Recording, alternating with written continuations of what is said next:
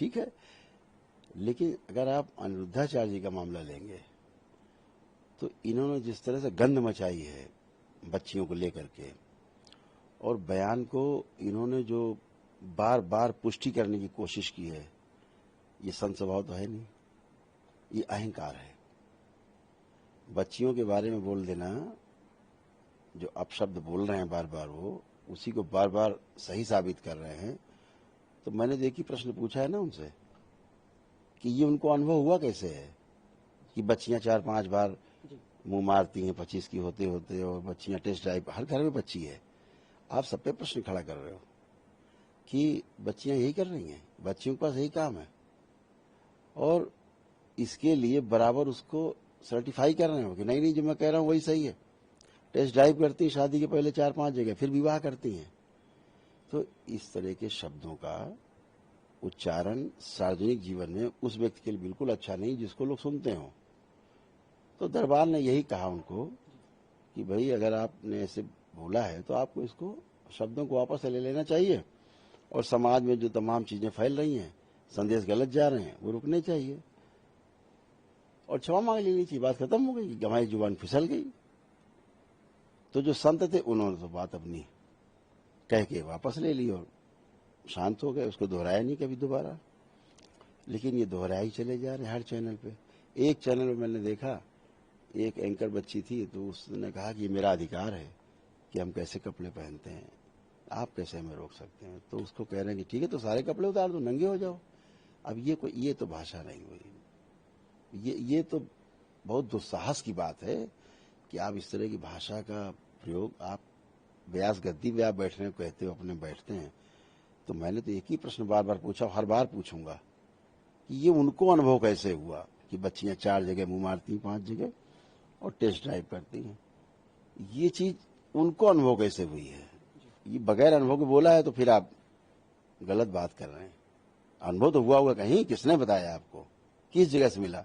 अब अगर हम बोलना नहीं चाहते, अगर अभी हम बोल दें कि भाई परिवार से किसी ने बताया होगा आपके, तो कहेंगे साहब हमारे लिए सब बोल दिया। तो ये शब्द सुन के आपको तो चिरका लग रहा है, उनका क्या?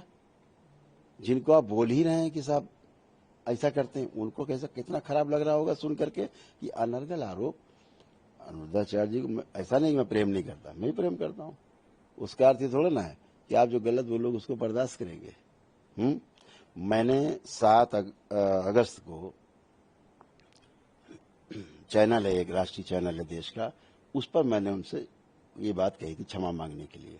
ठीक, इसी बात को आगे बढ़ाते हुए 17 अगस्त को, 16 और 17 अगस्त को हमने अपना जो चैनल है दरबार का, उस पर ही मैंने यही बात कही कि क्षमा मांग के खत्म करो इसको।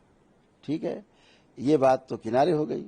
अब इसको दबाने के लिए वो श्रीमान जी 2 या 3 तारीख को मेरे विरुद्ध कोई ऐसे खड़ी करते हैं और चिल्लाने लगे, भाई साहब तो ठग लिया, लूट लिया, मार दिया, अपने बयान बदल रही, अपने बोलने में 3-4 बार बयान बदल रही खड़े होकर के, दबाने के लिए कि आवाज दब जाए। तो मैं तो चुनौती देता हूं, हैसियत नहीं उनकी कि आवाज को दबा लेंगे। जो सत्य है बार बार कहूंगा, हमेशा कहूंगा, सदा कहता रहूंगा, इसमें कोई रोक नहीं सकता मुझे। और क्षोभ ये होता है कि बाकी लोग जो हैं, जो बाकी कथावाचक लोग हैं, उनकी भी जिम्मेदारी, नैतिक जिम्मेदारी बनती थी कि एक व्यक्ति आपके बीच से उठ करके और देश की बच्चियों के लिए, महिलाओं के लिए इस प्रकार के गंदे गंदे शब्दों का प्रयोग कर रहा है। कथावाचकों की छवि धूमिल कर रहा है व्यक्ति। सभी कथावाचकों की छवि एक जैसी बनती जा रही है, अनिरुद्धाचार्य जैसी बन जाएगी। इनमें जो अच्छे अच्छे कथावाचक हैं, जिनको हम भी सुनते हैं, ऐसा नहीं हम नहीं सुनते, सभी सुनते हैं, तो उनकी छवि पर धक्का लग रहा है। तो मेरा तो उन सबसे आग्रह, निवेदन है उन लोगों से कि जरूर इस पे उनको समझाना चाहिए, बोलना चाहिए कि ऐसा बोलना उचित नहीं है, क्षमा मांग लेना चाहिए समस्त नारी जाति से। इतने से बात खत्म हो जाती है। इसमें कौन सा आग्रह, कौन सा अहंकार? अगर आपके अंदर अहंकार है तो फिर तो आप संत हो ही नहीं। हम तो न्याय की बात कर रहे हैं ना, बच्चियों की बात हमने की, और बच्चियों की बात को उठा रहे हैं तो हम उल्टे हम पे आरोप लगा रहे हैं। तो मैं हर आरोप को जवाब देने के लिए एकदम तैयार हूं। पंजाब, उत्तराखंड और हिमाचल में जिस तरीके का कंडीशन है उसको देखते हुए ये तो मनुष्य की बुलाई हुई आपदा है, ये अपने आप नहीं है। आपदा कभी अपने आप नहीं आती।